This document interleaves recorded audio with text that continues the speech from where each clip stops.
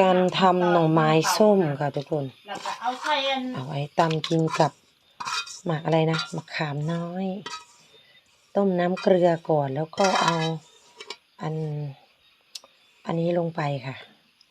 อันนี้เป็นอะไร อันนี้ก็คือหน่อไม้ป่านะทุกคนนะแล้วก็ใส่ข้าวสารดิบลงไปแล้วก็คลุกเคล้าให้เข้ากันก่อนนะคะทุกคนแบบนี้เลยนะคะทุกคนแบบนี้เลยคั้นให้มันเท่ากัน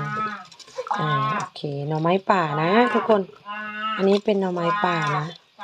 พอคั้นเสร็จแล้วเราจะเอาลงโถนะทุกคน